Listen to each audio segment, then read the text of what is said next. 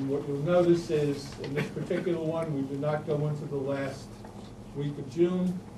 I think that that's counterproductive in classrooms. We also have a tradition of having our graduations on Thursdays, and so I start at the end and I work towards the front. And we need to be mindful of the required number of days contractually for our staff, as well as the days in code for student attendance. But I do want to start then with the other big, what I think are the big highlights. The other value that I have, I think it's important for us, and this is from an educational point of view. I like to see extended periods of time when school is closed. I think those are healthy for the buildings, the teachers, the kids. So, for example, you'll see on this one that we would have a full week off in February. When that occurs, what I'd like to see are our desks sanitized, our doorknobs sanitized, that sort of thing. Sometimes in the middle of the winter season, you're going to see flu bug hit and just general colds. But this features 3 weeks in which school would be closed, and that is during December, February, and April. The April break corresponds with religious holidays as well. And if we look at the other days that are here, I think September is pretty much similar to what we've done in the past. One of the decisions that we needed to make was in regards to January. And as you know, we were just closed for Martin Luther King Jr. Day. However, what I proposed in the draft is that we have a 1/2 day that day.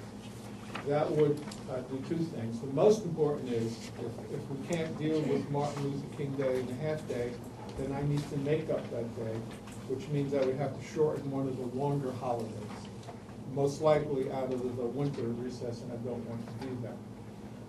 Our conversations that we've had with educators is that the educators prefer to have kids in school for the half day, where we could do very focused educational programs on Martin Luther King Day, rather than just have it as a day off. The rest of that day would be in service. So again, I am not asking for a board decision. It's been our tradition that we do this in the month of February. So we have 1 month to take a look at it. If you have other thoughts and suggestions. But I want you to know that this is the version we're recommending, and I say that in this way because some boards like to look at version A, version B, version C, and that's okay, but we've already included a lot of feedback. So I've met with administration, we've met with central office, we've met with the leadership of our association. The consensus is from all of those groups that we like this calendar. So again, no action tonight. If you have any questions now about it, I'd be happy to answer, but we'll have a more thorough conversation as we move forward in February. Mark? Yeah, I have a couple of them. First of all, I don't feel comfortable with only getting one calendar and sincerity. Okay. I think we need to look at what the other choices are and then make a decision from looking at all the different choices. The other thing is, what was the significance of giving off Martin Luther King this year as to not giving it off next year? Well, I'm not sure what happened this year. There wasn't a calendar created here, but I think it's a holiday that does deserve celebration. I think that providing it as a half day next year gives us a day for students and for staff. It looks like it's a slap in the face, though, because you've already given it off now, but then you're taking it away again the following year. We're taking the full day. Right. So the alternative would be to reduce the February break, because we'd have to get that day back. This is what I'm saying. Well, that's what I'm saying. I feel comfortable, I don't know how my colleagues feel, about having other choices given with additional calendars. Because to me, I would just add it on at the end of the year for one day, rather than taking away from the If we added it at the end, that would spin us into Monday of the following week in order to accommodate our teacher contract. It also means having the graduation dates might have to fluctuate. But that's a possibility. You know, a calendar is a demonstration of what our values are, and also our values in the context of state law and our labor, our negotiated contracts. Jeff? I'm glad you gave me that entrance into the idea of values and how the calendar demonstrates that. I believe that one of the values in Fairlawn is our acceptance, and Fairlawn is a really wonderful community in the sense that we're for the most part very accepting, and as we always say, we have so many languages being spoken here, and we have so many cultures being celebrated. So with that in mind, I'm wondering what, or if any consideration was given to either Diwali or Eid, because we do have especially a large growing number of that demographic, and I think that in terms, I think how we choose the calendar is very demonstrative of the kind of respect that we have for other cultures and other people. And I think we're at a time where we need to strongly consider giving those days off. We do give off, on Rosh Hashanah. I believe this is Good Friday, so there are days giving off for other major holidays in those religions, but it doesn't really show the same level of respect for those students who celebrate other holidays.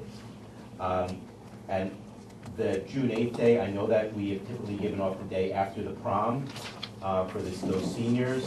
I still question that practice. I don't know why the kindergartners and the first graders have to have a day off school because the seniors went to the prom the night before.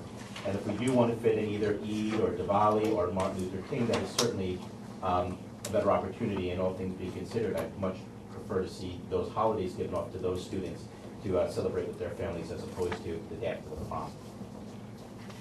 Ron?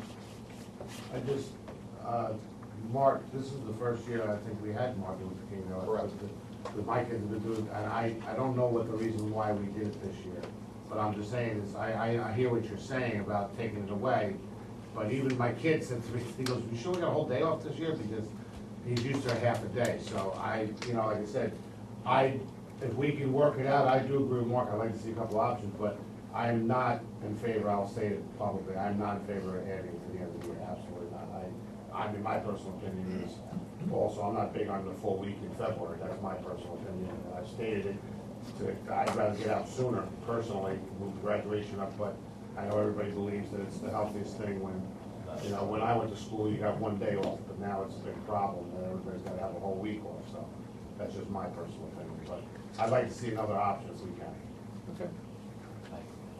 All right, so We'll come at the February meeting with options, but I'll probably send something in an update, just so you're not I seeing. just want to say about the February break, I'm not a big fan of it either, but every time we've tried to change it, it has been an uproar in the public. And when I was in school, when I was a kid, we had the whole week off. So, maybe, you and I obviously went to different schools because you said you only had the one day, but it's a problem whenever we try to change it. And I'm glad to have Ernie look at it, and I also don't believe we should be adding on to the end. Cindy, sorry. That's okay. I don't think we should be adding on to the end as well. And as far as the day after the prom, I thought, and correct me if I'm wrong, I thought that was for insurance purposes, so that if anything, we didn't have any liability with the students that were elsewhere on that day. I never agreed with that liability issue. A lot of people did. I never agreed that we were liable for kids going down the shore. But I understood that where you had half the seniors didn't come in the next day, you had to have an in-service day anyway, so we just happened to put it right there as opposed to putting it in, sometime in March or something. So that's why we did that. Mary? No, just, and just with regard to what Jeff said, I appreciate, what you said about other holidays, other religions here in Fairlawn. But we do have to get a certain number of days in. That's the bottom line. How do we get those days in? In order to give one of those holidays, do we cut Rosh Hashanah down to one day, which some school districts do? So it's a dilemma. So, to answer your question, and just for the record, I was perfectly comfortable with one calendar. That doesn't bother me. But if another calendar comes along, we'll look at it, that's sure. fine. That's fine. Just one last thought about religious observations, that the state of New Jersey produces a list of holidays that are recognized by New Jersey. And if a student were to request a day off for that and they're on the list, that is granted automatically. That also goes for staff, does it not? Yes. Every day is on Joe, you have anything? I thought, I don't know about the day after the prom, about the insurance issue, but I thought that was also just another opportunity to fulfill the professional development Yeah. requirements in the contract, and that was a good day for that, so. Right, they I mean, used to that's be part earlier of in the this, year. is also fitting in the professional development days. Okay, yeah, that's good, they have to be in there. No, but that's, Anybody else? Mike? yeah, just, the 22nd should be a teacher-only day, right? 22nd of what? June. The box. Just, that it Oh, doesn't have a right. box for the. Oh, right, teacher, right, The okay, last I day get it. for teachers. I just want to say, I think because of proximity, as Marcel said, the reason it's not insurance is because they have to verify every absence, so all the seniors are absent. Okay, well, no, at one point, somebody was worried about liability, but that makes I just- more sense, actually. That's part of the liability issue. Yeah. I mean, this is going back before me, but that's You know, that, you're right, it's like, Yeah, that's I historic. want to say That's what I 18 was years ago. told. I remember sitting in on the meeting. Yeah. 15 years? Two other items. Oh, wait, does anybody in the audience have any comments or questions about the calendar? Dawn? Not specifically about the calendar, but Mr. Spindell brought up that faculty can be off on a religious holiday, and yes, that is the case, but we would have to use a personal day or take it without pay. It's not just any day we can put in for us. Okay, I didn't know that. I'm glad you clarified. Thank you. But So one of the other, one item that does appear in the agenda is that we will be asked to consider a corrective action plan that resulted from an audit of our special education program. So let me tell you that you should not be overly alarmed by that. In the state of New Jersey, the New Jersey State Department of Education is required to monitor the spending in the IDEA grant. And the IDEA grant funds special education programs. So we were preparing for this for a number of months, and the auditors from New Jersey were in here for 3 or 4 days. And they came up with 3 findings. I provided that in your board packets, and I believe you have that as well in front of you. But the first one is the hours for consultants charged to the IDEA grant. And what they found is that some of the documentation was lacking in the preschool grant. And so we are required to develop an action plan for that. The action plan is developed, and it's very, very simple, and that is that what we will do in the future is something that I believe is correct when it comes to all grants, is we've always had a problem charging salaries or a large number of salaries to grants because salaries often require adjustments. So the easiest thing to do is to use IDEA funding to take care of tuition. That's something that's easier. That is finding number 1 and action plan number 1. Finding number 2 is bills submitted to consultants were not verified. So what that means is that whenever a bill is submitted by a consultant, any consultant for the district, they must be verified by a supervisor. The auditors found that there were several bills submitted by consultants that were not verified by supervisors. Most of the bills were, but there were a few that were not. And in the future, what we will do is nothing will be paid unless we see the signatures on it. It seems simple enough to take care of. And then finally, the third finding is purchase orders. So apparently what was happening is that individuals were using confirming purchase orders. So our purchase order process must follow the code and generally accepted accounting practices, which means that you just can't pick up the phone and order something. No matter who you are in the district, you have to go through the normal process of creating a purchase order, having it signed, presenting it for payment, and going through the voucher. And you see that every time we go through a bill list. So simply, no voucher will be submitted, and no one will get paid unless the required signatures are there. So that is an agenda item later on. But I wanted to go over that. I also want to point out that, so this conversation needs to be reflected in our minutes, and then the corrective action plan needs to be posted on the website.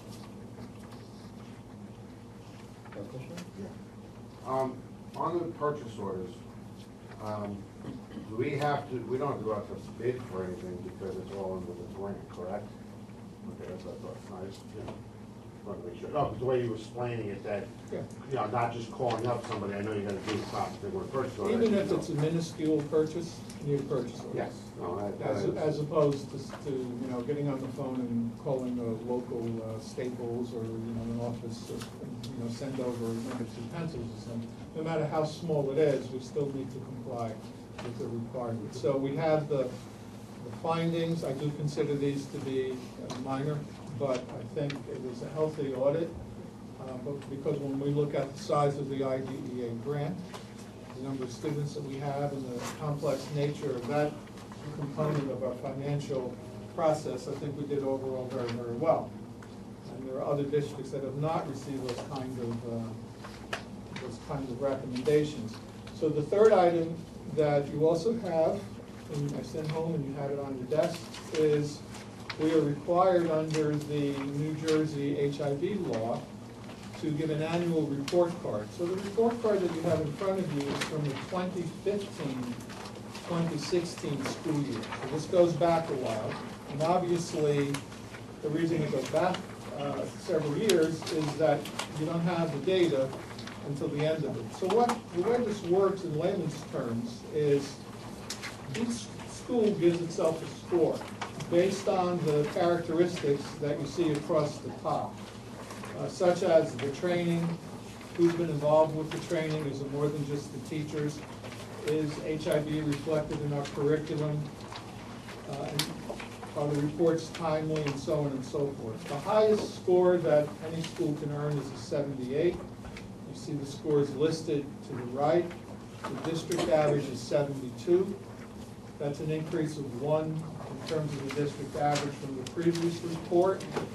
This is another document that must be posted on our website and reflected in the minutes. And so you'll have a motion within your board packet this evening to consider approval of recognizing that we reviewed the HIV report card. This also sometimes makes its way into the newspapers in various forms, so you may see it out there in the press. So our score was 72 out of 78. Do we, do they tell you what, like, when you go over the max number, they tell you why? Well, this is one in which you rate yourself. Oh, okay. So you would know by, right. so part of the philosophy here with the HIV law in New Jersey is to be reflective and to have each school take a look at its own processes and to ask whether we're comfortable with the HIV requirements. And then we look at it from a district point of view. They are valuable for central office, for me, and for the board in terms of avenues to design our professional development. If we see that they're pretty much clustered, and they are, then there's not one school that really is doing something that's not happening in another. But particularly in a large district such as Fair Lawn, it's valuable information, because we would take this and say, we'd like to work a little bit on training this group of employees, and maybe we need to incorporate this piece in our curriculum, that sort of thing. So there will be a motion in your packet in regards to that. And then the final item that I have is, this is January throughout the state of New Jersey is Board of Education Member Recognition Month. And so I just wanted to point out to the public that what you see at the board meetings is the tip of the iceberg. That all boards in New Jersey, and this board in particular, The amount of hours that board members put into being on the board, completely on a voluntary basis, is really just incredible. And I want to publicly acknowledge the contributions of the Fair Lawn Board of Education.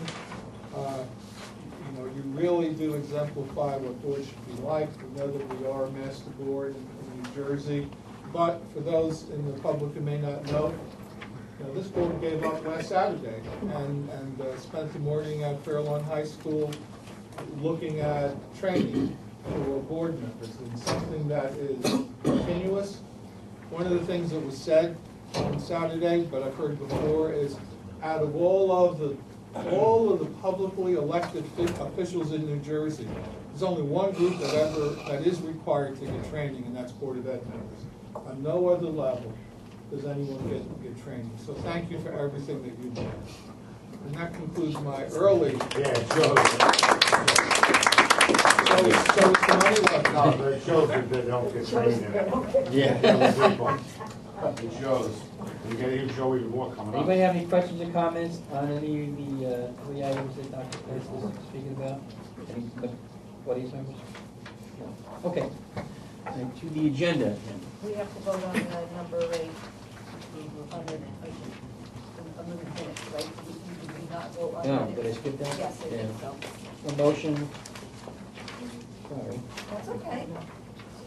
approve the regular monthly minutes, meeting for December 16th, executive closed session December 16th, 2016. Second. All in favor? Aye. Opposed? Thank you, Cindy. Okay. S1, retirement, no items. S2, approval of new Fair Lawn High School scholarship, Marie Van Dam scholarship.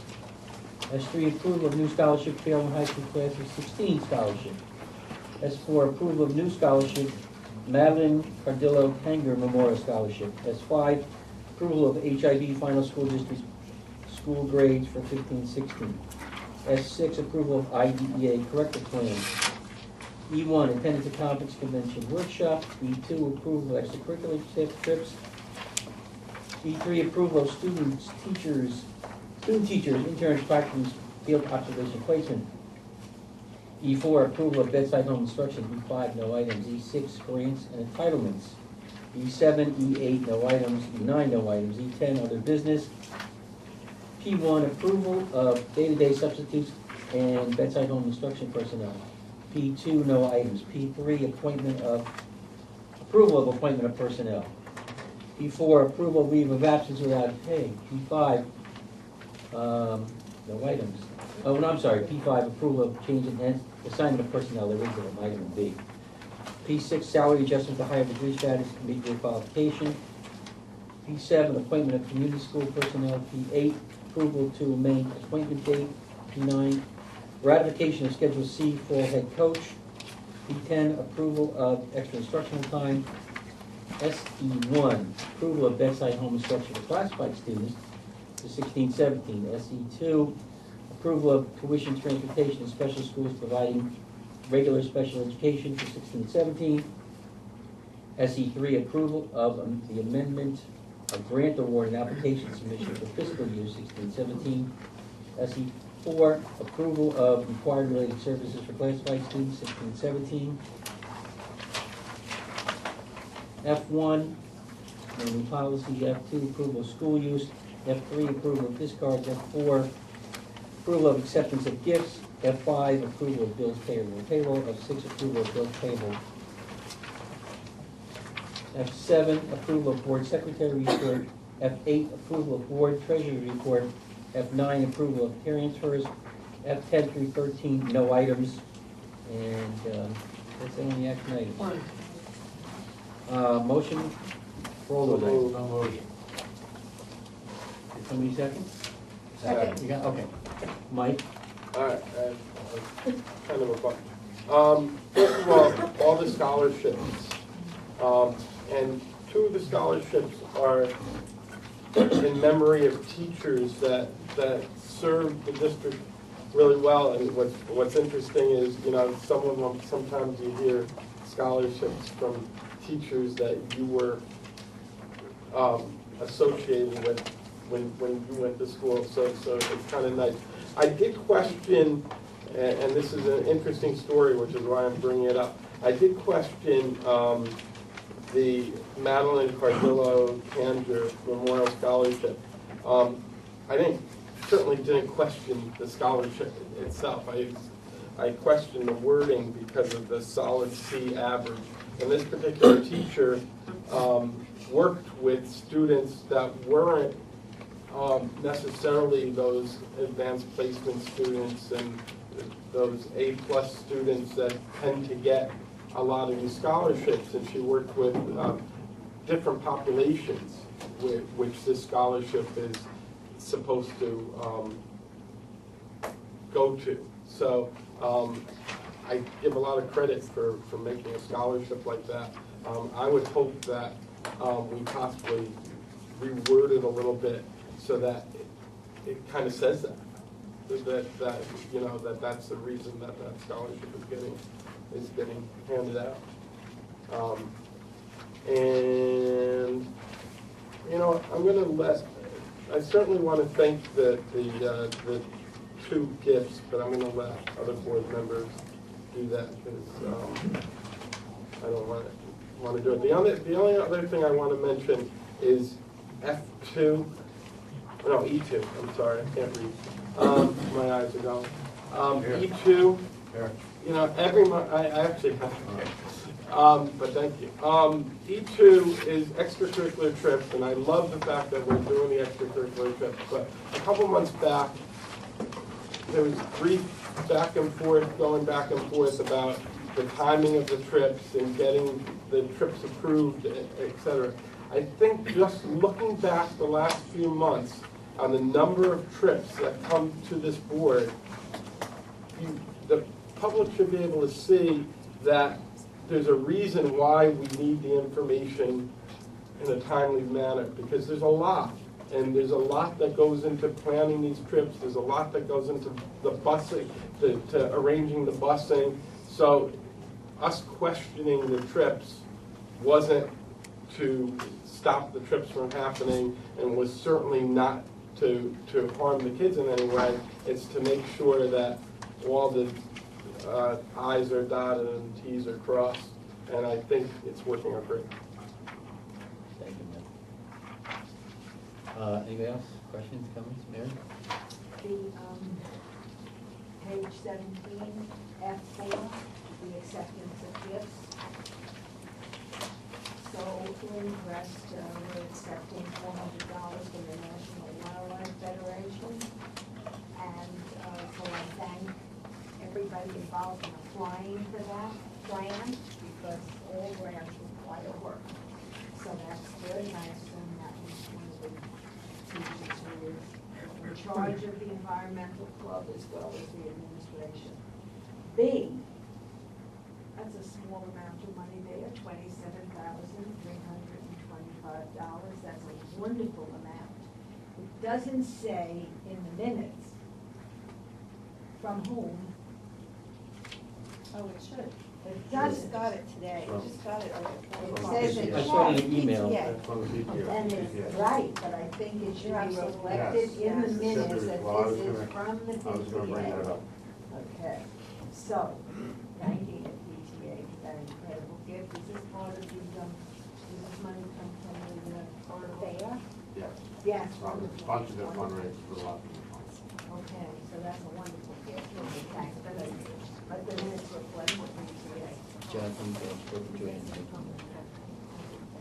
Minutes, right? Oh, Joanne, okay. I don't know. Ron? Just one question, on the indoor percussion trips with the buses, we're paying that, that's coming out, that's in our budget? Okay, thank you. Anyone else? I just want to say something. It comes up, P6, it comes up twice a year, where the teachers get bumped up from staff or actually continuing education. And I just want to say that I think our teachers do a fantastic job. If you look at the number of teachers in Fairlawn that have a degree beyond the BA or even beyond an MA. It's a huge percentage, right, Lisa? It's like 70% or something. It's tremendous. And the new teachers coming in do it, and I just think it's a testament to the dedication that teachers have to improve themselves. And it comes up twice a year, mid-year, and then the end of the year. And we never say anything about it, it's just there. But I just wanted to say that I'm very proud of them for doing that. And it's not easy, believe me. Somebody who went to night school while I was working, I know how hard it can be. So I applaud them for it. I just want to say that. Now, any members of the audience have any questions or comments on any of the agenda items? Okay, have a roll call, please. Mr. Barbarulo? Yes. Mrs. Franco? Mr. Klein? Yes. Ms. Quackenbush? Yes. Mr. Rosenberg? Yes. Mr. Stendal? Yes. Mrs. Wallace? Yes. Mr. Danto? Yes. All right, this time I'm going to turn to the public, see if they have any questions or comments on any item, not necessarily from the agenda, but any item that they'd like to speak to or ask a question about. I just have a quick question. Sure. Michelle Nappy. For PTA Council has a new scholarship this year. I noticed that they're on here approved. Do we have to get that approved through the board, through PTA, or? Just bring it to Mr. Khan. Just bring it to Mr. He'll Khan? do the whole paperwork and then Then they'll send do it it. here, yeah. Okay, great, thank you. Thank you. Anyone else? Yeah. Okay, now I turn to the board members, questions, comments, committee reports. Mark? I just have a question, and I'll give my committee report. What is the status of the new sign that we were going to place at Edison? Does anybody know? Our half is budgeted in the 17, 18. Okay, I'm the liaison for the Alliance for Substance Abuse and Prevention. I attended the meeting last evening. I just want to say that the committee is very, very happy that they have had the opportunity to come into the schools and to present programs that were not offered in the past. They wanted me to convey this feeling to you. Also, they're going to be doing what's known as Too Smart to Start for grade 5 classes throughout the district. They're going to be paying all the funding for this. It's going to be done during their health classes, and the theme of it is refusal skills for drug abuse, and it's done through comic books. Also, the LEAD program, and I don't know if you saw this in the community news today, is sponsoring a trip to the Devils soccer, and if anybody, hockey, I'm sorry. If anybody would like to purchase tickets, they're very reasonable. Goes to a good charity as well. So please contact I believe it's Carol Wagner at the municipal building if you're interested in purchasing any of these, and she will give you further information if you need to. There is also another program that they would like to get into the high school. It's called Distracted Driving for High School Students, and it talks about texting when you're driving. I just gave the information to Natalie, and hoping Natalie will then convey it to whomever, and then they'll get in touch with you. So that's another program that they would like to get into the school system. And that's about it.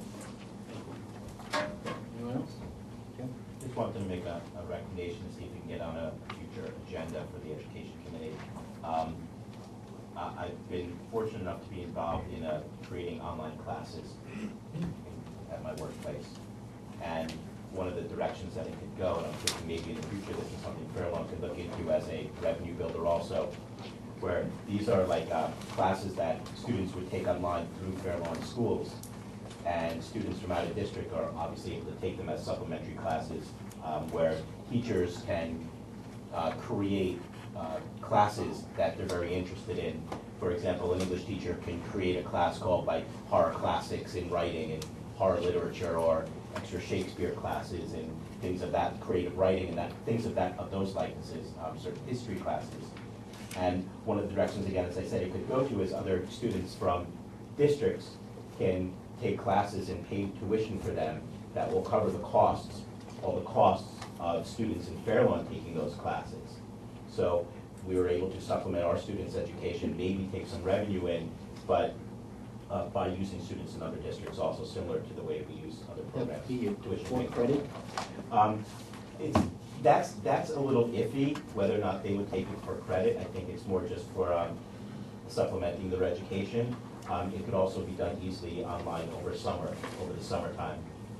Whether or not it be for credit is probably, I know that some schools offer classes like that in 12th grade for credit, as their English class that they get option 2, sort of like option 2 into their English classes or history classes, as long as they completed their other prerequisites.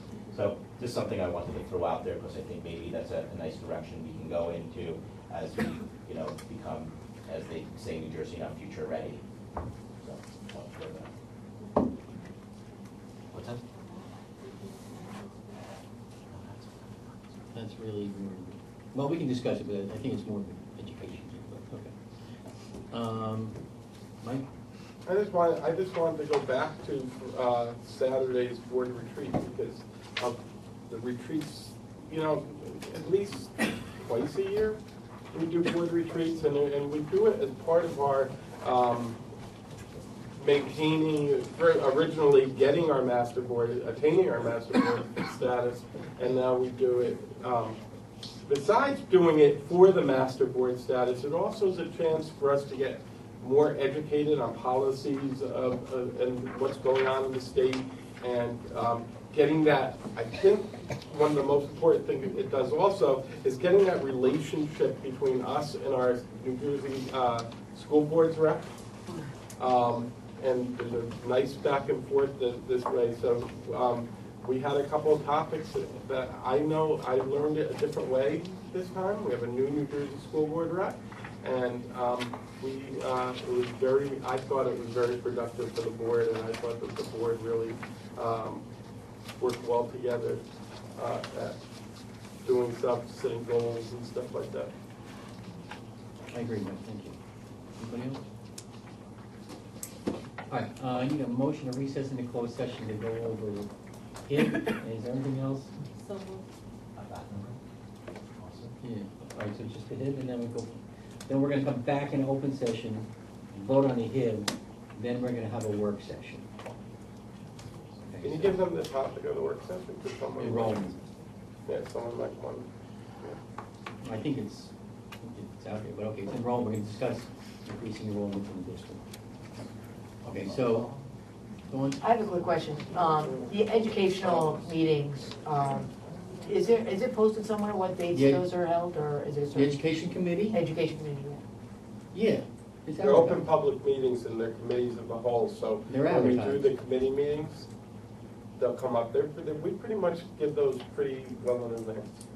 yeah. But is it posted anywhere on I'm not- it's not like- It's on the On the website, and it's website. just like this Advertised meeting, it's advertised and it's on the website. But they change, so it's not necessarily a specific date, Okay. if that's what you're. Well, let me back up a little bit. There are set meeting dates for the education committee based on the calendar that we made last year. But it's also advertised, just like the public meeting, and it's also on the website. Okay, I haven't been able to find out on the website, but I will look again. Okay. That's fine. It's on the regular meeting listing. Okay. Joanne? No, what are you doing? Oh. I don't know, it might not be scheduled yet, so. But it's on the website, and it's advertised, so. If there is one. If there is one, yeah. But if you're not, just call Natalie, she'll Oh, tell okay. you. Okay? Or Jim probably would know too. Okay, all right, so Elise made a motion to recess into closed session? Can I just, when the question, I'm sorry. No, go ahead, go shoot. When the question came up about the sign, you had said that it was in our budget, and I had heard Mel say it's also in Blaze's budget, so it should be. We're a quarter of the way there. I know. Right. I just wanted to make that it was in their budget as well. No, I don't. We gotta come back out. All right, you wanna schedule meetings now? I mean, it's usually when we do. Okay, who needs a meeting? Education committee? speaking with Devil? I have to speak to Natalie. Okay, Natalie's not here, okay. But we have the meetings that Joanne is trying to set up for the budget meeting. Yes, and I think we have to look again at special ed and technology that night of the 13th. We're trying to consolidate that into Thursday night. We have a Thursday night, we have the regular board meeting on February 16th, that same week. And then before that, Do you want to come before the meeting to do the budget meeting? Yeah. On the 16th? yes, if possible. That's fine, because I'm not gonna have class. For which special ed. Special ed. Would you want to make it on the 16th? Wasn't Because that would be first, yes, but since then, There's been some, there's change, so we're wondering, can we just move? What time did you want the meeting for? Because there's student dialogue at 5:30. So we would, you want, I don't know if you're on either, you're on special ed, and I'm on student dialogue. But what I'm asking is, student dialogues at 5:30, you wanted the meeting to start at 6:30? Yes. Okay, that's doable. So that's at 6, one is at 6:30, the other one's at 7, and the regular meeting is at That's 7. fine, that's fine. During that week, I don't have my calendar in front of me, but during that week, we have special ed committee meeting and the board meeting schedule. And then we were going to look at a special ed budget meeting on that Monday. So that's the one, we really shouldn't be out 3 nights, and 2 of them special ed nights, so maybe that's the one shift. From Monday to From Monday. Thursday. So, we have, there's a special ed meeting on Monday, like a regular special ed meeting? No. That's on That's on Wednesday. Wednesday. and then Thursday is the special ed committee for the budget. And also technology committee for the budget. Now on Thursday. 16. You're doing what?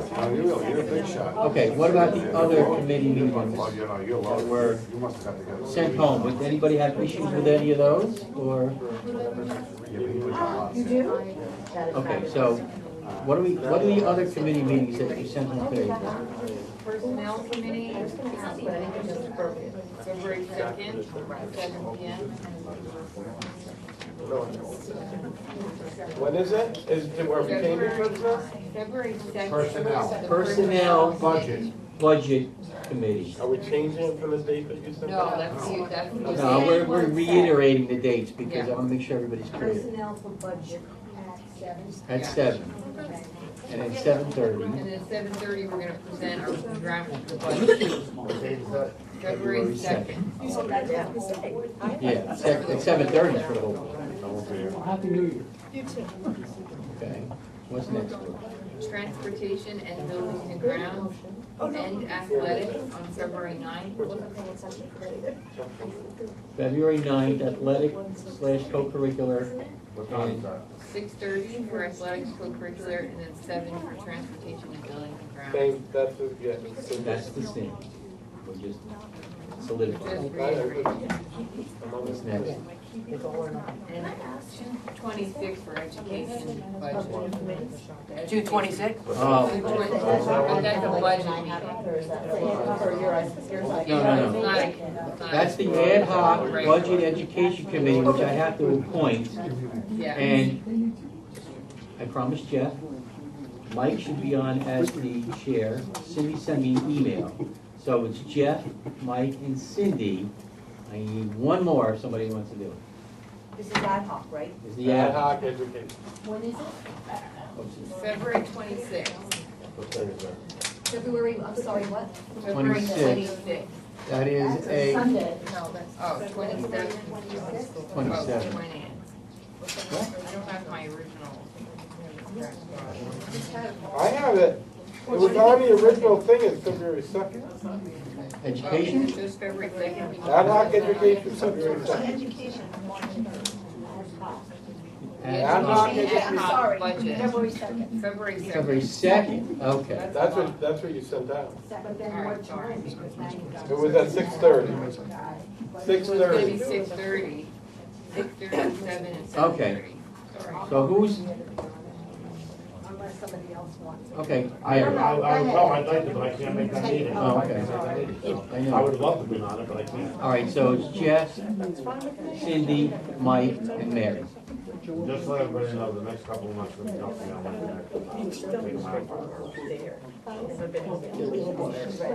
Can we inquire? If I have to make a meeting before I can. Okay, so I think we're good for February meeting dates, and then regular monthly meeting is 16 at 7:30. Which one? Regular monthly meeting, 16. Okay, now that we've cleared that. All right, so, did we have a, Yeah, we had a motion, we had a second. okay. Okay, all in favor? Aye. Thank you, we're gonna have. You have a question? You have a question, Steve? Yes, the committees that you formed after the Right. planning committee that that you guys had like 2 weeks ago. Our remember? committee Yeah. was, And I asked about the special education committee, and you said that you were forming those like the next day or whatever. Yeah, Is there a list somewhere that, so that I know who, can I have it? it was all yours, Oh, thank you. in color. I always wanted one of these, thank you. You're welcome. Please use it wisely. Yeah, we're gonna take 5, and then we're gonna go closed session. We're gonna discuss the HIB report, and go back in open session. Finish the residence. Finish our residence, that could be a little while. Then we're gonna go back into work session, so. Give me a little while. But feel free to take a chair right outside. Because we're gonna do a work session, probably in 20 minutes, half an hour tops. So, we're taking a 5-minute break. can I ask a question? Yeah. How are you? Take a break. Well, So go right into the work session and then do the closed session I stuff appreciate so it. that if anyone What in the happened? public wants I heard you were to. down and out. Oh, that would happen 3 months. So it's back in? I'm doing okay. What happened? No, I You know say that. put it at the end of the work I don't session, know. the vote. I'm saying put the work, I was. No, I'm saying do the work session, I was supposed to. then go into closed session, just as now we don't have I went on the wall and shouted the. I'm just saying so that the So 7 public. pins? okay, Mike had a very good suggestion, here's what we're gonna do. Yeah, go to bed. We're gonna go right into the work session, we'll do the closed session later, so you don't have to go sit in the hall. Yes. That was Mike's idea, so thank you, Mike. Once in a while. Once in a while. Once in a while. It was excellent. You can barely see the stars. You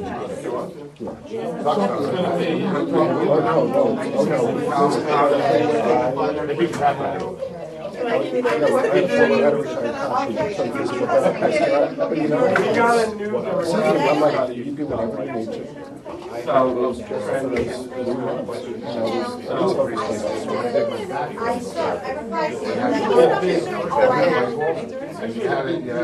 They want to build your lower core out, what they want to do. Okay. You just stand there like doing squats, you walk. What's gonna happen? The first couple of weeks, your body, like, you think like, well, that's nothing, you're like, when you're done, your body. I don't know how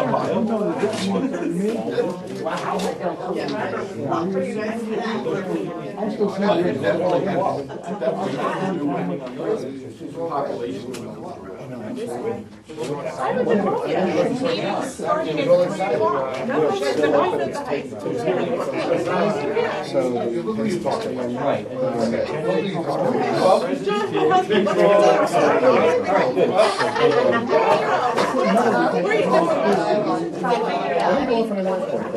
It's, No, we just vote on it.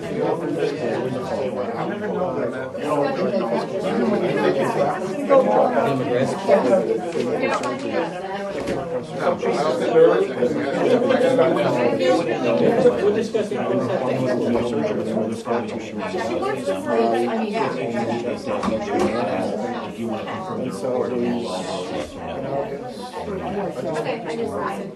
Happy New Year.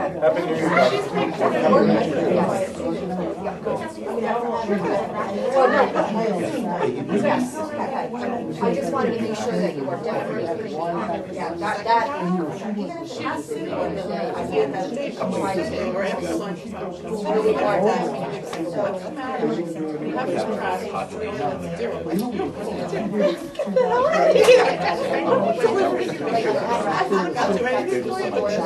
Above and beyond, like, trust her today. I don't believe that.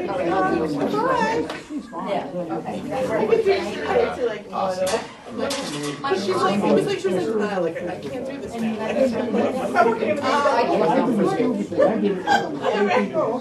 I'm like, that's it, right?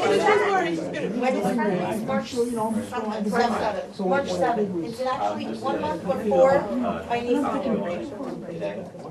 So, Oh, my God. no, I sent that one also, about I didn't look at that. No, I'll shut it off now. Central office is to try to put together a comprehensive analysis of our enrollment trends as well as recommendations. I want to emphasize that tonight is a presentation just to get everybody thinking. I'm not asking you for any action tonight. But I do think that one of my responsibilities as the superintendent is to come to the board and say, listen, this is what I see. And let's spend some time reviewing this and coming up with recommendations, because we have nothing to lose by having conversations, but we have everything to lose if we don't act and don't deliberate. So I did have a few copies out there for the public, but I think board members, you have one. So here's what we did. Started by looking at how and why was it that when we came back to school in September, we had a pretty significant increase in student population. And so we're looking at over, in the area of 250 kids who enrolled in our district combined in the month of July, August, and September. The September part is really, really troubling, because normally you're going to get your kids enrolling over the summer, but we had a huge influx. So working with Mike Shansky on this particular chart, and I had different folks in central office help me with this. What we see is, we knew we were going to get the kindergarten kids, we moved into a full-day kindergarten, so there's nothing there shocking. But if you look at the second half of the chart towards the bottom, grades 1 through 12, and it's not the full year, but you're going back to March. If you, again, you look at July, August, and September at all of the schools, and you move all the way to the right, you have in July 64 students registering, in August 100, and that continues into September with 56, and even into October with 14. So what that means, the summary of it is, during the summer, we had a very, very significant influx of students. Now, why is that important? First, that's very obvious. What are we going to do with them? But then also, it shows us that something is happening that perhaps is unique in Fair Lawn, and it was not predictable based on any demographic fact. But that's what we're dealing with. So where did we go? I started to talk to the principals, and Natalie and I decided that what we wanted to do was to look at schedules. We looked at the master schedules in all the elementary schools. My main focus tonight and moving forward is the elementary, because that's where the big influx is coming. It's not to say that our middle schools and high schools are not experiencing any increases, but it's dispersed more as students move through the building and take various courses. But 3 strategies on the bottom of page 2, all board approved. I came to you and I said we need to update our demographic report, and so we did that. I sent that home to you on Friday, completed by Weigel Associates, who had completed our prior report. So that was one avenue of keeping our costs down. Second, if you recall, we established the position of general education paraprofessional. And that was early in September, but maybe late in September, or maybe the first meeting in October. And then we went through each of the buildings. Natalie did most of the legwork here. And so we came up with some interesting data as a result of that. So let's talk a little bit about the demographics. So in New Jersey, when we are projecting enrollment, we need to be based on the same dates that the entire state uses, and that's October 15th. So on October 15th, that's the date when our enrollment data is downloaded into a system that we call NJ Smart. So a demographer really can't work until that data is entered, because then we can do downloads into with Excel from Genesis. So Whitehall went through and was able to do the report by November 15th. I'll go over that with you, but when I saw it, I had concerns about the projections in terms of the numbers, not the accuracy. We did hire 2 general education paras when we saw classes that were 26 kids or above, and that helped because we were able to better balance some of the classes. And this issue is primarily, this year, focused at Radburn and Milnes. And then one of the other steps is master schedules. That was a very interesting component of it, because we found out that there were different schedule practices in the elementary schools. When we saw that, Natalie and I looked at it, and we were able to take the schedules and work with the principals. So believe it or not, one of the nice byproducts that came out of having central office review building schedules is that we were able to offer now grade 1 technology to all of the kids. And if you recall, there was a parent that came to a meeting months and months ago that said it wasn't offered in her school in grade 1, but it was in the other. So we were able to just quietly rectify that. Brooke has been very, very helpful in doing an analysis of home sales and trends in the community. But what we're seeing is this very, very significant increase in the sale of homes comparing 2015 and 2016. And a large number of these took place in August. So, that tends to be something that parents do. They look for a home in the early spring with the hope of closing in August and getting their children enrolled in school. Ironically, most of the homes that were sold and occupied were also in Radburn and the Milnes areas.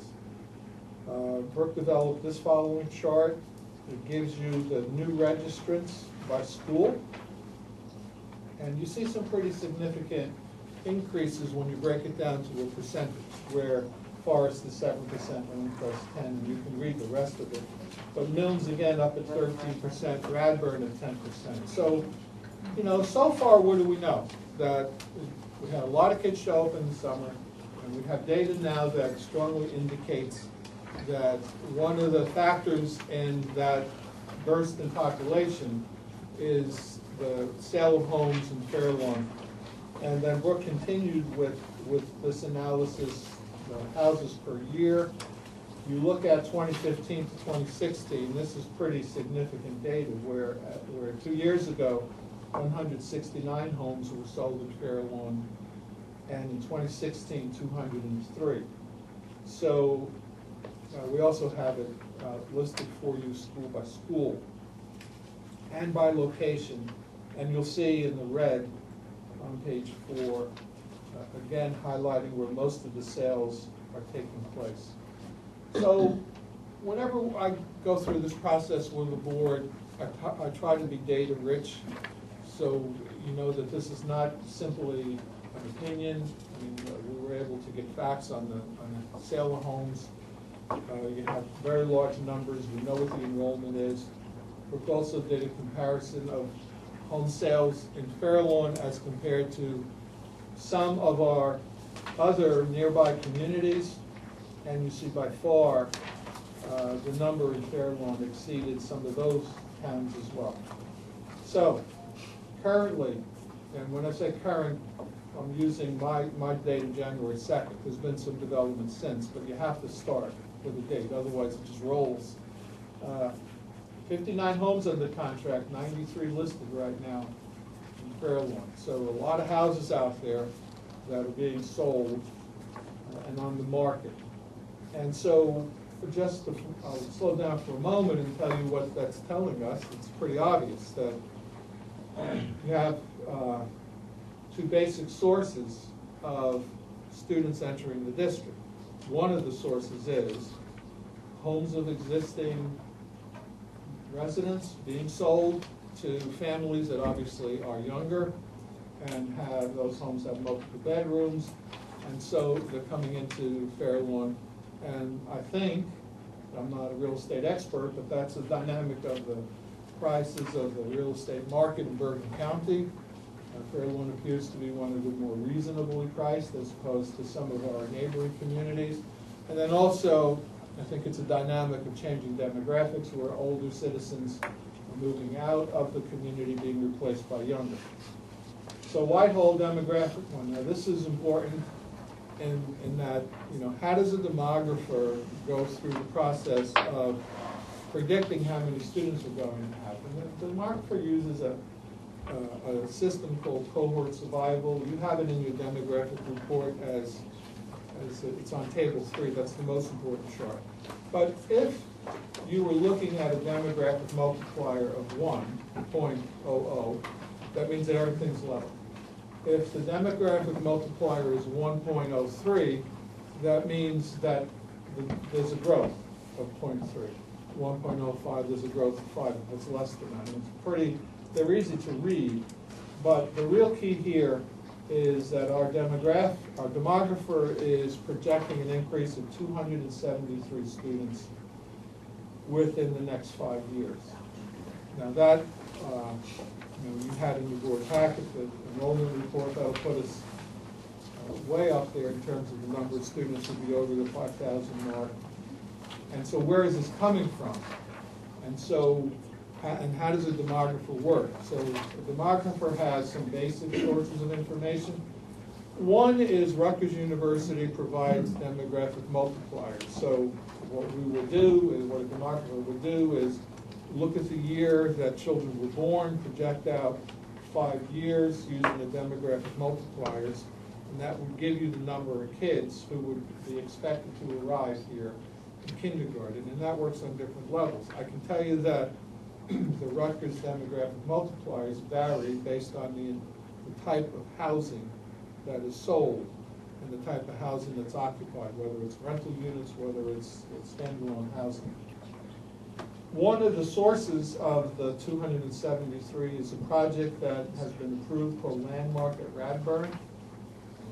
This will give us 65 students based on the demographic report, and more importantly, 33 affordable units. So you know that New Jersey is still under the Mount Laurel obligations, and that's been through the courts several times and continues to be sustained by the New Jersey Supreme Court. But the reason that the 33 affordables are important for schools is that affordable units tend to bring in larger families.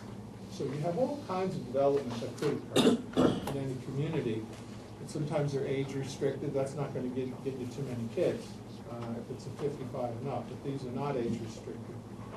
So Dr. Richardson, the demographer, picked up that. And again, we have what we call the move-ins, this turnover between senior citizens and then younger families coming in. Now, the good news is, if we took the total number of students and you divided it by grade levels, it seems manageable, but it's really not. So what I mean by that is we take 273 divided by 13 grades, counting kindergarten as a grade, it's only 22 per grade level.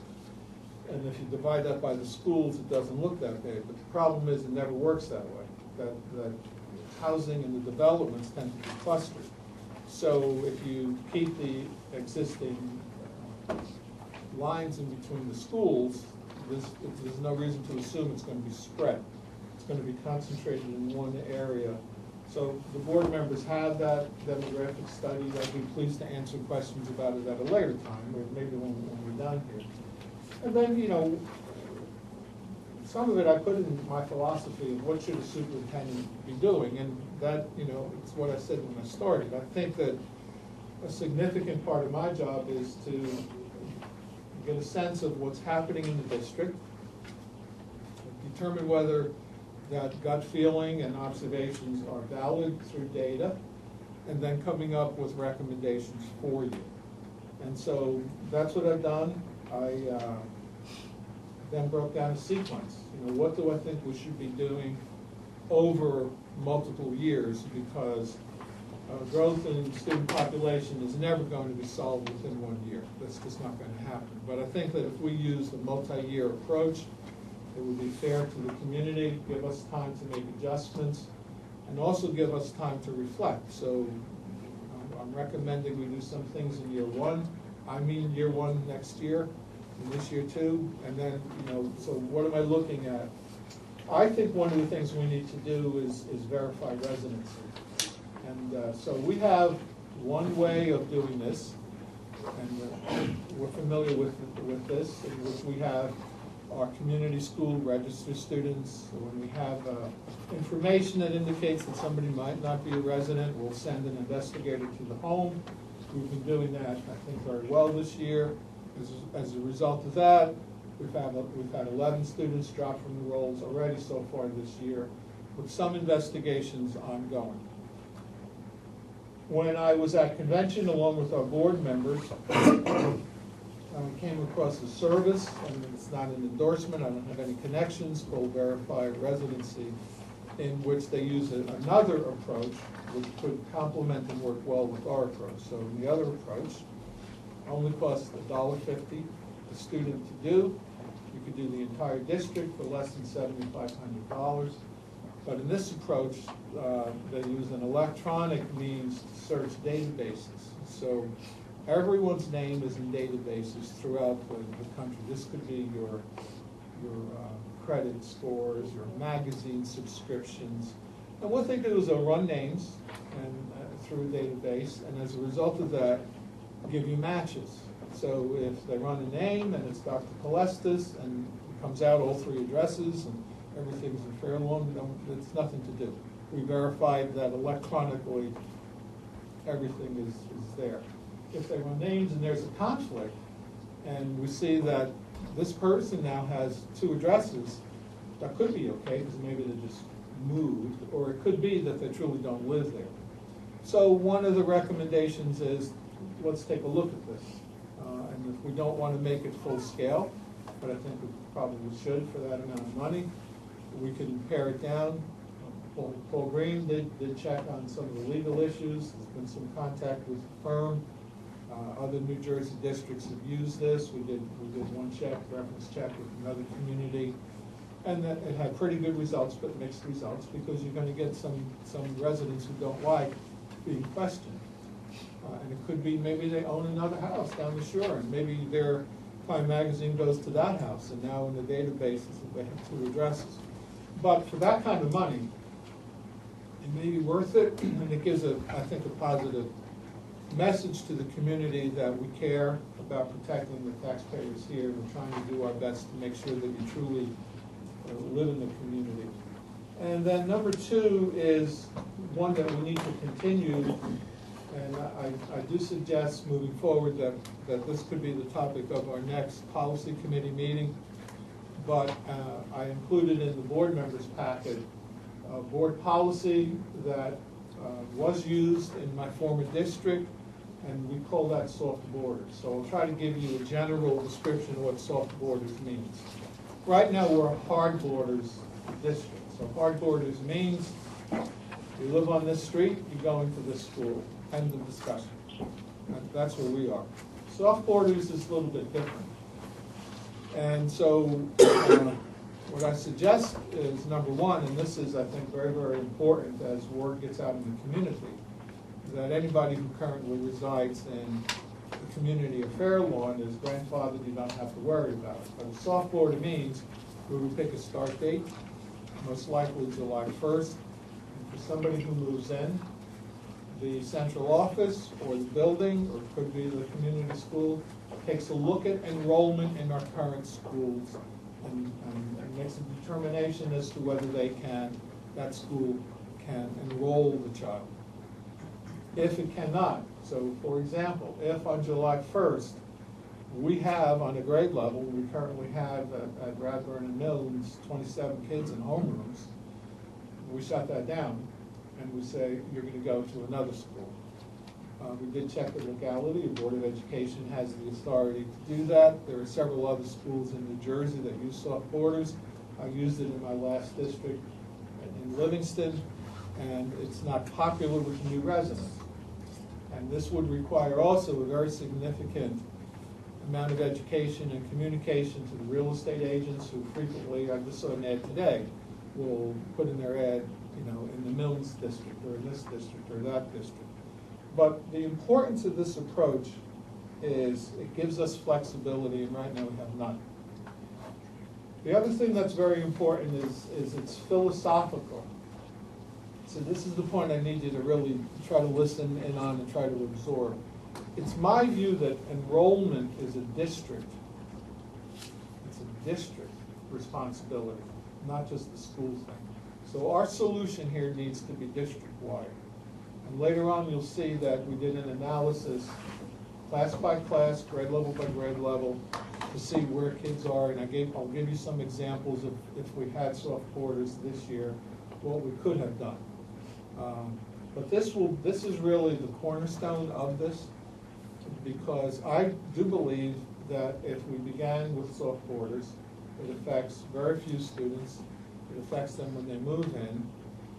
And we would still be in compliance with our statutory requirement in terms of student attendance areas. So what that means is you plug in the house and you plug in the 2-mile limit to other elementary schools, and that's going to give you the potential schools of attendance areas. Right.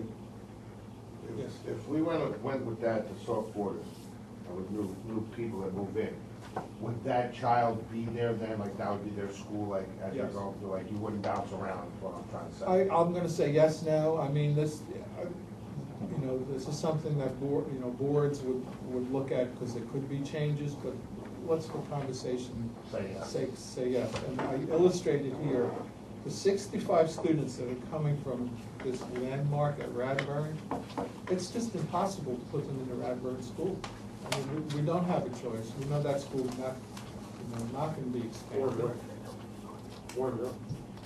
Yeah, it's, and so, or Mills, there's no land to expand those.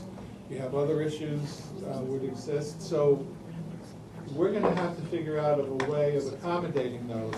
And the key to the soft borders is it only works, but it would work for us if you have room in other schools, and we do.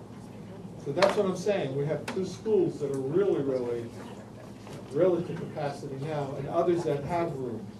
So from a fiscal point of view, we can't just continue to add more kids. From an educational point of view, I don't like and I don't support classes of 27 and 28. And we're kind of stuck this year.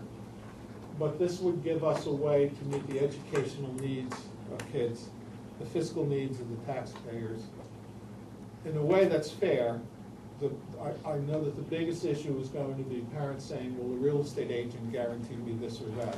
And that's where our communication piece is going to be. True, and that when people are looking to come into the town, they do look at the neighborhood school. Yeah. And real estate doesn't know about this yet. I mean, we're not, this is the first time we're rolling it out. So, we'll have, if we go in this direction, we'll have a big communication responsibility. Year 3, question. Okay. I'm sorry. Okay. This issue of verifying residency, if it were up to me, I'd do it every year. People get accustomed to it. And, the selling point to me of verifying the residency is it's costing you $7,500 and you can remove a child at $15,000. It pays for itself. The first kid that gets caught. This company has had a success rate of between 1% and 3% removals. So, it pays for itself. It's like 45 days. did some fallback positions. So what I mean by that is worst case scenario. You know, what if everything doesn't work? We don't want to do soft quarters. Are there any other options? We can't really build out. And I laid out an option for you, which would be 3 years away, which you would have an opportunity to investigate, and that would be converting this current building into an elementary school. So in your package, you had the architect take a look at two possibilities. One would be as a kindergarten center. That would be the most expensive one because bathrooms would be required. The other would be as a traditional elementary school, but it can be done. So we have right now 16 kindergartens spread among the buildings. And we have in this structure, if the offices that we have here and the existing classrooms went back to being classrooms, 20 rooms available. So it could be done. It would be costly. The cheaper alternative is to run with soft borders as long as you can. I'm looking down the road a couple of years with my crystal ball. What were the costs? First year was minimal. We only paid $2,000 for the demographic study. The paraprofessionals go for about $31,000 a piece, and we have two of them. Let me tell you that after I wrote this report, 2 more grade 2 students enrolled at Mills. So now we start to do the numbers, and we will be talking about this. We're going to be talking about this as we do the budget build. So now if we had another one, we're up to 90,000 in paras. And my view would be, then as we get into the next budget, I don't want to spend 90,000 on paras. I want to take that and roll it into a teacher. We just have to make the rooms work, which might mean shifting rooms around. Year 2, you see the costs for that moving forward. If we wanted to run a bus, it's going to be expensive. I don't recommend it, but you know there are alternatives in New Jersey called in lieu of transportation, or simply put, you know, if you're within the limit for elementary students, you don't have to worry about the transportation. You do have to worry about the political fallout because you know parents aren't going to want to drive every day, and now it could be further away from the home, but it can't exceed the limit that we have. So the costs are there, and then I'm on page 8.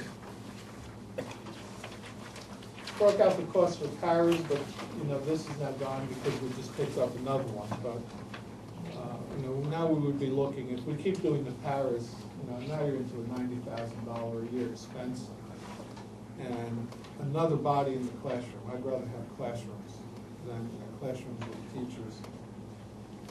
And there's some information about from this vendor, private company. You can take a look at it. Page 9, now we get into understanding how soft borders will work. So we're not in any special order. But keep in mind now that what I've been saying, Milnes and Radburn have 27 kids. That can get bigger during the day as special ed kids come in and out of specialists. So depending on what their special education class is, the 27 could really be 29 or 30. But let's just walk through this. Look at grade 2, and the only reason I'm saying grade 2 is that's where our immediate issue is, but you can see that it's a long-term issue, but in grade 2, at the sister school of Forest, we have 23 and 22 students. At Windcrest School, 17 and 18. So how would soft borders work? Theoretically, if we had it this year and the 2 new students showed up, but you know, it's going to happen every year, they would be sent to Windcrest because there's more room there, providing that the mileage works out. We'd actually have to check the mileage. Does that make sense? Yes. And conversely, if you look at Milnes, now you see the large classes, 27, 26, 27. I can tell you that some of this we'll be able to solve administratively. because I know how to do master schedules and so do the principals. So for example, here's the internal fix, is if you look at Milnes in grade 5, you'll see that there are 4 sections of grade 5 who will now move out of Milnes and go on to the middle school. And then I would take that teacher and create a section for the current second graders as they move into third. And that would then be 4 sections with 20 kids. However, look at what's coming before and after that at Milnes. I mean, this is not a bubble, so to speak. So you look at Milnes kindergarten enrollment, 24, 25, 25. Milnes first grade, 24, 22, 23, 24. That's now. My prediction is by next year, September hits, you're gonna see the same kind of big numbers at Milnes. Because people are moving in. This is where homes are being sold in Milnes and Radburn section. Okay? What's your problem? Okay. I know when you're done. Okay, Radburn, we also have grade 2, 27, 27, 28. They are supported with paras. If I can do that in 4 sections, that'll give me classes of 21. And we have in grade 5, 4 sections of grade 5. So this is like the master schedule part of me thinking. But so some of it we can handle, but look at Radburn's other class sizes. They're still large.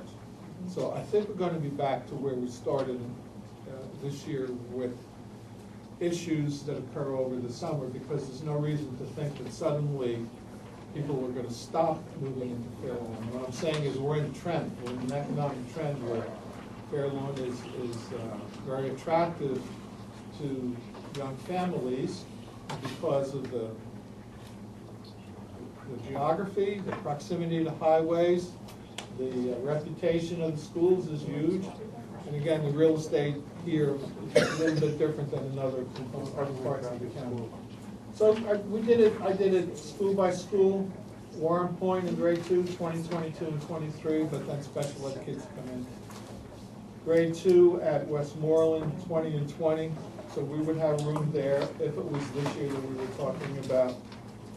And then the last chart, it's a very interesting one that Brooke put together. And it's just to let you know how, although we have a demographer that is he's very, very good. But the issue is how can you predict? You can't predict everything. But if you look at just the top, this school year, where did the kids come from?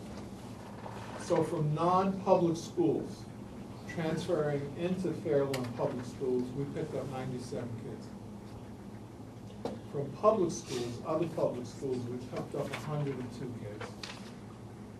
From other states, 61 kids. That's a big surprise. Close the border a bit. Put the wall. The wall is on board. I thought people were moving out of here. And then from other countries, 31 students from other countries. So I'll give you a little summary. I mean, what I've tried to do is to present to you our challenge. We have data to go by. Also tried to present possible solution strategies, which would include the soft borders, I think, which is the cornerstone of it. I have a backup plan, big backup, which would be 3-4 years out, and that's Edison School. And it's, I don't think we can make a recommendation in that regard. We're too far away from it. And I think if we ever went in that direction, we would owe the community that we try the soft borders first. And I know that I do really want to have a policy meeting. I know that board members had a chance to look at soft borders. There were other suggestions about other creative ways that we could do it. But that's a summary. It's only the first leg. I imagine we'll be talking about this for several months. Just keep in mind, if we want to do this by July 1st, walk your timelines backwards. And the timelines would be, it takes us at least 2 months to approve a board policy. But we also have to give ourselves time to inform people. One of the other things that you'll notice as well is we're going ahead full steam with our normal registration of kindergarten kids and everybody else. The communication will be going out. It doesn't affect us in the sense that those students are already residents of our community and would not be in the mix of soft borders. So I guess we can open to questions. All right, Elise gave up her time for Jeff, so. Thank you. I got a couple things. One, could the VA please just send us, so you don't have to go through it now, a reminder on how we're allowed to start saving money and what the new rules are for saving capital money? So we can just have that in the back of our minds, because I remember Bruce once talking about that you can only keep a certain amount of your budget and move it into capital. And How much capital reserve can you? We're nowhere near what our limit is. Okay. My point being, of course, is I would recommend that we start thinking about, at least thinking about just saving now, like start today. Because this is, as Ernie, you said it right, this is a tidal wave. This is not a tidal wave, it's a wave, it's not like a little flip. And I would like to point out also that there are two things that are also a little noticeable, is the other country from 18 to 16 to 25 to 31. So we also require the greater expense of ESL, or imagine that comes with a lot of that. I'd also like to say that Radburn, the highest numbers are from Mills, Radburn, Warren Point, which all have a common denominator, which is TJ. So it's going to move forward, and TJ probably, although the high school is a lot bigger, might hit the high school also. We also may want to go back into the conversation considering other spaces that may have classrooms that aren't being used around the district for renting out. Like, I don't think the Fairlawn Jewish Center uses a lot of their classrooms anymore, or some of like the empty churches may have classroom space, but I guess all things being options, but This is a brainstorming session. Yeah. This is, So I'm we just have throwing that the- out there. And I'm glad we have members of the public here too, and, we have our tape going, and maybe that we have to make, or make other presentations. But this is a community-wide, important issue, and I would welcome feedback from everybody. There could be a better solution. I'm not aware what that would be, but I think that, one of the other financial pieces is we need to be cognizant of the fact that we just bonded money for the recent addition. And so that's going to limit some of our options in terms of referendum, and whether that's even possible in this climate, and, the board doesn't have an abundance of land. So we did calculations. It's the one thing I forgot to talk about is, if we had to move this, change this building into classrooms, we would have to obviously relocate all of this. What do we do with all these offices? Brooke ran up numbers of what are office leases going for, and you could be looking at 200 to 225, 250,000 a year if we wanted to do something of rental. Whereas it might be better to look at there are some homes that sometimes are offices, but we have to start talking. So I don't have a proposal. I have right now, well, really the soft borders is a proposal. But I think that my proposal is we have to have this conversation. I can tell you that as your superintendent of schools, if I wasn't having this conversation with you, then I would not be fulfilling my responsibilities as a leader. This is a big issue. We have to deal with it. We probably have to as well communicate with town officials because they may not know, of what we're seeing. From time to time, people will say, well, just because we have one development that's approved and getting ready for construction doesn't mean that there are others lining up. I'm hearing that there are others lining up, but you always hear that. So whether they come to fruition or not, this could be even bigger. The only advantage. Wait, there's other people.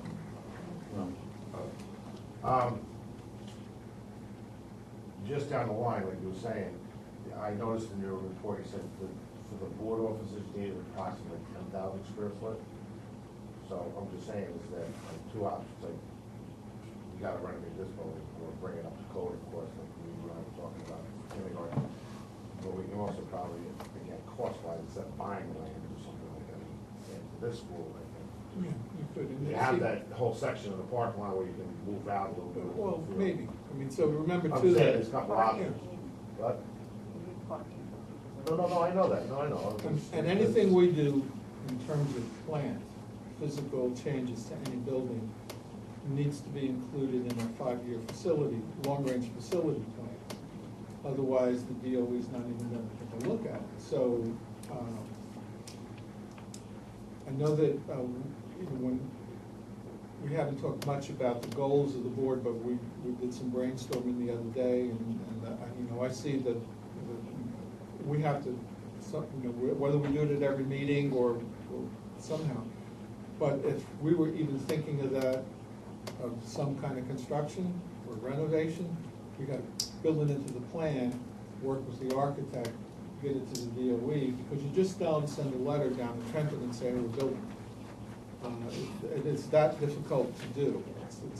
It's a long process. Marcus, Yeah, Ernie made mention of it, I'm on the property maintenance committee, and they had made mention last month when the mayor came and spoke with us, that there's construction that's going to be done at CVS on River Road and by the old Pathmark down there. Right. Yeah. There's possible construction at Pathmark for housing. And also, there's possible construction by the Fairlawn Ave Bridge. Right. On the left side. So there are multiple areas that may impact negatively on schools with all this construction. Yeah, because they never asked us for roofing, so. One of the, Or even consider. I've heard that as well. And one of the things that I've done with several of my boards and communities is, and this would require board approval as well, is, we can have a conversation with our demographer if the demographer has data. So for example, it's not unusual for a planning board to say when a proposal's in front of them, how many kids will that yield? And usually you're getting that from a source that's connected to the proposal. Sometimes it's in the interest to have an independent demographer from the board say, well, you're on target or you're not on target. And those are all things we'll talk about. I just wanted to say, years ago when we were facing something similar, it was suggested to buy, there was a lot of empty property where the Habitat for, I can't think where the promenade is now. There were a lot of empty, I don't know how many empty properties, I'm sure their prices have skyrocketed, just because the neighborhood has, completely changed. Then it was, I remember looking it up, it was like $9 a foot. But, and there were also houses that were for sale that were near schools that at one point, that's when Russell was still here, we had discussed maybe purchasing a house that was like near the high school, and now people have renovated those houses, so they're, not purchasable either. But, maybe we could look at, maybe there are some, like, Jeff mentioned, there's like a temple that used to have a school that's not using half their building as the school anymore. It might behoove us to investigate already existing property that, that happens to be in the Lyndhurst area. So that might not alleviate, as much, but it might be better to, if you could do that, and then, bring people from like the forest, because that's sort of like, cornered to that, and that would just That's mean- excellent, an excellent suggestion. It's just something that. I can tell you that, I've only been here a short period of time, but this Board of Education made some very, very good decisions in the past, and continue to do so. But one of them is the Westmoreland, the addition, but the other is not selling this building. I can't tell you how many schools that I've seen in the state of New Jersey. We did sell the annex. Yeah, they did some. They take, but they That's like take 20 years basically, ago. For everybody. a fully functioning and well-designed school, and they sell it, and it's all, and then 20 years later, they're looking for something. So, we have options because of wisdom from years ago. I just think, you know, like, we had talked about, having like a K1 and 2, and or K and 1, and then making the elementary, the neighborhood schools at that time it was 2 to 6, which would free up what we now have, the 6th grade in the middle school, you know what I mean? So There were are several all options that we would as well, and those options, we have to then be mindful of transportation. Right. So, but it's good that we're talking and thinking. A couple of things. First of all, unfortunately, I could be wrong, those rooms, like, in most of the parochial schools, I mean, most of the churches' rooms are They're not small. up to Are small. So that could be an Yeah, issue. we had this discussion once before Yeah, about. that could be an issue. The best thing that was said was where you have landmark, and landmark's definitely an issue. And in my mind, landmark, you just say landmark is going to Lakecrest or something, or something to that effect. That because that's going to be the biggest shot at people at one time, and it's still a couple of years away, I think, before they're getting nowhere on building it and actually raising the building. What was I going to say? The other buildings in town, the other things that were mentioned as possible buildings in town, I believe the one by CVS is supposed to be senior housing and not.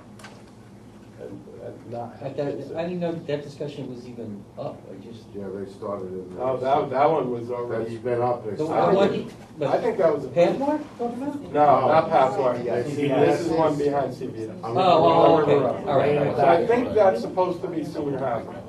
All right, that, yeah, that. Power Tech, yes. The Power Tech, yeah. Power Tech, which is new, like this isn't all of a sudden thing, and Right. it isn't anywhere through anything yet. They know it's It's not that big a piece, it's like not on that bridge. right before the Fairlawn Ave Bridge on the left, though. We're not talking about the toxic wasteland that's on the right. That's good. Okay? No, it's right across It's from the not top. that, it's not all that big, and even Pathmark, it's not in the part of town that we're having as much of a problem. That part of town could take in, absorb some kids, some more kids, because, the big one that's gonna affect us whenever it happens, and it's gonna happen because it's already been approved and everything, is Landmark. So, obviously, they can't go to Milnes or Bradburn, because that would be And I guess my final comment is, if we want to give ourselves a year or two to really do an analysis, see what happens with Landmark, see what happens with this proposed, that soft borders will give you some relief. We should not make a quick decision. I always tell people this, and it drives them crazy, especially in central office. The bigger the decision is, the slower you should go. It doesn't mean we should be immobile and not do anything. This is a big one. But if we did the soft border, you'd have some relief for our students and teachers without jumping headlong into a massive capital project. And if we need a capital project, you're not going to get one built within 2 or 3 years. That's just not going to happen. So that's why I'm thinking, this would give you time to reflect, digest, and analyze. I think we really have to, and I think we have to keep the public informed, because this came up in the last DOE election, that, people throw out there that this stuff could happen overnight, and that we should know stuff, we should have a crystal ball, and we have a little bit of a crystal ball in the demographic study now, but we've had demographic studies before, and not that long ago. So we are looking at it. But like Ernie keeps saying, it's not going to be like we're not building a school next year. So we need, I think, really educating the public as we're going through this, is gonna be also key. You need to think short-term and long-term at the same time. I had a couple of you want to talk, but I just want to give you a little example. My daughter lives in Hawthorne. She wants to move back in Fairlawn, a particular neighborhood, like where we used to live over Well Drive, Garwood over there. So there was a house for sale. And it was a woman in her 90s who passed away, so it was an estate sale. So the house, nothing's been done to the house for years. If you look at the pictures, it was from the 70s. I mean, the dark wood paneling and the weird cabinets. So they listed it for $359. 2 days later, there's a bidding war, and they ended up selling it for $367 to a builder. So there is not going to be any, I don't think there's going to be any downturn in the demand for houses in Fairlawn, especially with the aging population that we have. That's number one. Number two, I like Mike's idea about Landmark. I mean, it's a soft water kind of thing, but you've got a neighborhood with 65 kids. Those kids are going to go to the same school as opposed to, 3 kids from here, 2 kids from there, 1 kid from over there. And then that kind of alleviates a lot of your problems. You got 65 kids that are not put in a Radburn, and you send them to Lindcrest. There might be a busing issue or something, but that. You can send them to Warren Point. Well, Warren Point's got its own issues. Yeah, but we'd have to redistrict, but. No, I'm just saying, while Mike's idea was send those kids to Lindcrest, then whatever we do after that, and I don't know when that's going to be built. It looks like they're not doing anything. Once in a while you see a truck there. But, I like that idea. Just take that one neighborhood and say, I know you're supposed to go Radburn, maybe Milnes, but why don't we send these kids there until we figure out what we're doing? And the 1.1 million to make this a kindergarten center, or 800,000 to make it an elementary school, I think those figures are probably a little light now, because that was 2 years ago, yeah. You probably got to add 10-15%. Absolutely. Yeah, so, Elise had her hand up. Oh, Mary didn't say anything yet, though. Oh, that's okay, then, go ahead. No, you didn't say anything yet, so. I know that Thanks, Mayor. the That's good. concept of redistricting is unpopular, but a phase-in kind of redistricting. You're not redistricted if you're already Right. in the school, but we look at how we can redistrict future children. And I don't know. I don't know if that redistricting would alleviate. I mean, like this hard border side of redistricting. town. Yeah, like not soft border, but real Redraw the lines. redistricting that's phased in for future people coming into the town and not affect everybody else's grandfather. It's just another thought in my mind. Elise and then Mark. I mean, we talked about that years ago when the railroad tracks became an issue, Yeah. crossing the railroad tracks, even though you should be able to cross them.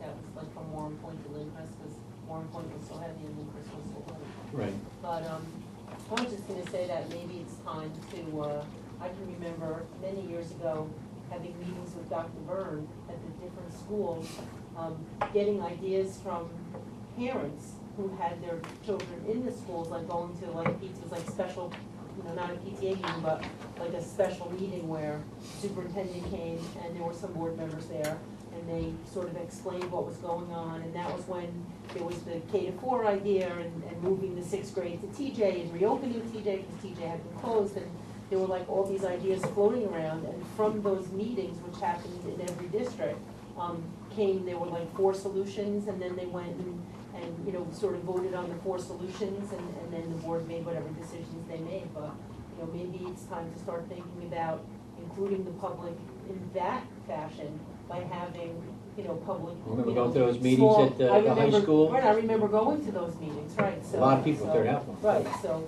just to have the discussion and hear the ideas, because sometimes in the, things that we don't think of, might come from, an idea from a parent in district that has some expertise of their own, so. Yeah, I forgot to mention, there's another area we're considering building also, and that's the Vanderbeck development by the Norgal House. If it's a townhouse. What are we doing over there? Because I That heard, might be townhouses. then I heard senior, but So my thoughts are, it may behoove us to contact the chair from the planning board and speak to see what his intentions are for all these different properties that are possible. That's a good thing to put on a board borough and see if the chairman of the planning board can come Yeah. and get some So- input so on that. Right, so That's a give good us a idea. clear idea as to where they're building. Ron, you had. No, I'm saying, to answer that question, well, two things, I mean, just like getting back to your idea, I like the soft, like that landmark going through it. I personally think they're not really that far from Lindcrest when you think about it, they're really going down and then making a right. But to answer that question, yes, the contractor who has that by the Norval houses, putting up townhouses, but it's like, I think it's gonna be limited to like 20 or something like that, and he's building like 2 custom houses, so that's the last of the open space meeting that we were told. We haven't had an open space meeting in a while, but we're supposed to have one next month, and I do know that's another one of the goals of the open space, is try to keep as much open space, so not allow these guys to build what they wanna build, but unfortunately, you're limited with the dollars that you have, you can only have so much dollars in your funds and stuff like that, but that is a good point, Mark, that you brought that up. I had forgotten about Vanderbilt, but I would almost bet that that's gonna be built, finished. Before landmark. Before Yeah, Landmark. absolutely. I would say so. Did they even start construction over there? No, it's not through, it's not totally through yet, but it's gonna be through. But what's the hold of the landmark? Does anybody know? They're still fighting about a lot Grout. of the route. Color of grout. They're still fighting about a lot of things on the layout and everything else, they want to redesign it. All right, because I see that's some utility work going on over Yeah, they there. put all the water mains or sewer mains, like just to the area, that's it, stop. But like you said, that's gonna go all the way from Fairlawn Avenue, all the way back to the, big project. It's not totally Fairlawn Ave, but. Okay, all right. Any other comments on Dr. Colesta's presentation? Very good job, very Okay, thorough. so, Can I, am I allowed? Thanks, Can Brooke. you open up the list? yeah, I'm gonna open it up. I just wanted to see if there's anybody else here that, Yeah, we're patiently waiting our turn. time's up. Michelle, you might be patient. Thanks for coming. Comments Michelle from got the it. comments from the audience. Me, I'm like, I have to wait to talk. I don't like that. Yeah. My question is, will the soft borders be an issue for people who move into Radburn section, and then you might send them to Lindcrest School? Not if they're Is there that now, in- but No, but I mean, in the future, Yes, people that- moving in thinking, if you're moving in into one of the houses off the school, and then you're saying, okay, you can't oh, go in here. Radburn proper. In Radburn proper, in the Right. actual Radburn. Yeah, like where you're on the, would you have to make accommodation Well, that's something we'd have to for people? discuss. Right. It's Because I'm certainly. thinking some, Yeah, no, I know. I know exactly. I thought about that too. Let's No. just- Because I used to live, my kids went to Radburn School, I didn't live in Radburn. Yeah. But if I lived in Radburn, and they told me I couldn't go to Radburn School, I could see where that might be an issue. But we're actually doing that to Landmark. But they're not there yet. Yeah, They're but- not right and now. that's- We're not doing it yet. It's so far enough Except away. that, I think that's a little bit different. I I think think, you I have to agree. make exceptions for people who live. Well, no, this is Like- why this is just a Yeah. preliminary discussion. I just expect, in Radburn's an issue because there's just so much overcrowding there. If you have a Oh, lot yeah. of people moving in, they're gonna wanna go to that school. All right, any other members of the audience? I Yeah, have 2 questions okay. for now. The first one is, so say I don't live here, or say I do live here and I have no kids. And I live close to, say, Lindcrest, hypothetically speaking. But I don't have kids now, the soft border thing takes effect. Is there a chance that, Grandfather. No, that, Well, am I grandfathered because I've Registration been date. living I there, think or so. when I register my child for school? so if you move in 2018, you have no kids, and then 2023, you register your kid, that is Not grandfathered. not right. I mean, that's, from what I'm taking from the presentation, nothing's been decided. Right. So I think Yeah, I think Just it's keep in mind, the registration. board policy hasn't even been discussed. Right, no, So- right. This is like the first time we're looking at it. Right. So, and then the other one, so of course I'm gonna have to comment on the whole turning this school into something different. What happens to all our little ones that are in the school now? Do they get to stay, or do they get booted to someplace else? No one ever gets booted. Well, I mean shifted.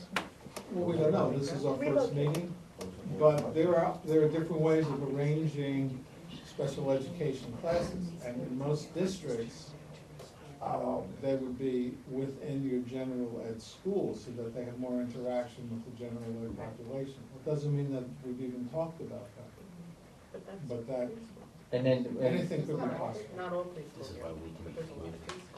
yeah, I mean, and there was gonna be some classroom space left over. Well, because the two options that were discussed in the notes over here were kindergarten or elementary. Right. So between those two options, neither one of them fits preschool. So I mean, the flex classes would obviously be in the elementary level, but. Oh, here's, I mean, again, Right. our first conversation, but right now, if this was a kindergarten building, Right. we would have 14 rooms free in the other elementary schools. Right. So, I have no way of projecting what would happen, and we haven't had those conversations, but there would be room within the elementary schools to house programs that don't exist here, because you have 14 classrooms. So one of the advantages, I'm sure this was probably talked about years ago when there was conversations about this building, is when you move kindergarten here, you free up rooms in all of the other buildings. But again, this is our first conversation about it, so don't assume that anything is going to happen. Maybe nothing will occur as a result of this, but I think something should occur. We have to, step one is to talk about it, and then we come up with an action plan of how to address it. I just want to go on record and saying that I would never, and I never say never, I would be opposed to a kindergarten setting, just because I don't want to bus kindergartners across town, and all the reasons why we said we didn't want a kindergarten center when we were talking about full-day kindergarten. I understand that, but you make this elementary school, I'm not sure exactly how much that helps. You know, if you're gonna go the hard border kind of way and make this an elementary school, it helps to a certain extent, but I don't know how much it helps. We'd have to look at it a little more closely.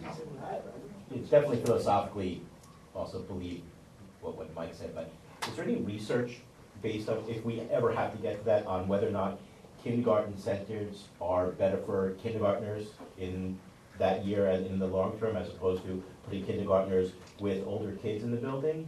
Do we know something about that? There's research that indicates that when kindergarten or any grade level is together, the students get the same curriculum and the same delivery of instruction. And you can do many specialized activities because you have an entire staff that has the same specialization. So, but, you know, it's not a proposal to bring kindergarten students here, but I'm saying that, you have an option. Those are options, and if you didn't do it before, I think that speaks volumes. So, right. Any other audience members, questions, comments? Okay. All right, so Ernie, what is our next step? I think the next step is for the board to put together a committee meeting about policy and spend almost that entire one looking at the soft board policy. Because I would need to know, we would need to know. If we're gonna do that, then we gotta get the word out there. If we're not gonna do that, I'm not quite sure what we're gonna do, but I think that the policy itself really needs to, in-depth, go through every line. There may be some things you wanna build in to it, but I think that that's the next step. How fast you want the policy? Soon? By February? Yeah. Okay. I'll look at my dates tomorrow. You And know, we'll just, I'll get back to just the you. one policy we're talking about. Yeah. And I think we have to make sure, like Elise said, that we get out to the community, Yeah, that this is the policy, this is what we're gonna do, and make sure We've that, gotta I'll look at my educate schedule all tomorrow. the real Well, estate agents and everything We like that. need to get together with community relations, actually, to have a plan also, to promote what you're saying. but I think before we do the policy, before we do the policy, we have the meeting, before we put together the policy, we have the meeting, we announce it to the public that we're having a meeting, and usually nobody comes to policy meeting. One big policy meeting I remember, there was a brouhaha, was the smoking on the sidewalk in front of the high school. There was a lot of people that came to that. So, and I think we probably get a lot of people come to this, so, yeah, that was back in the day. So, I think when we get the date, we have to make sure we really get the word out that it's gonna be on this date, this is what we're discussing, and if you're interested, then you should come, before we make any decision on what we're gonna do. So, all right, so you guys can pick a date, and then we'll get together and figure out how we're gonna make sure everybody knows, not just the usual way to do it. There's no more, there's no more. All right, that was the only thing you had. There you are. That's correct. Community meetings, Janet now. All right, any other board members want questions, comments on this? There's not gonna ever be a. That's a great job, Ron. Yes, thank you very much. Thanks for your work, man. Just the beginning.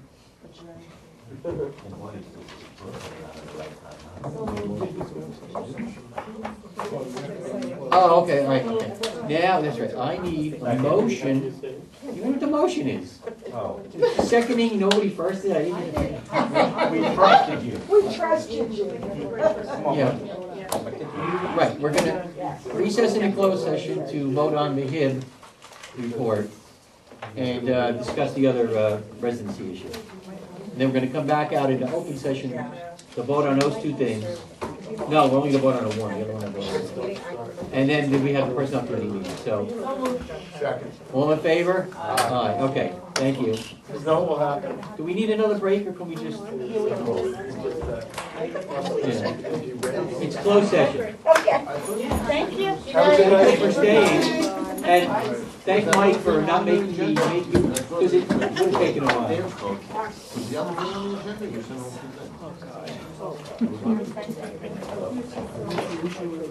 said Okay, so listen, we've got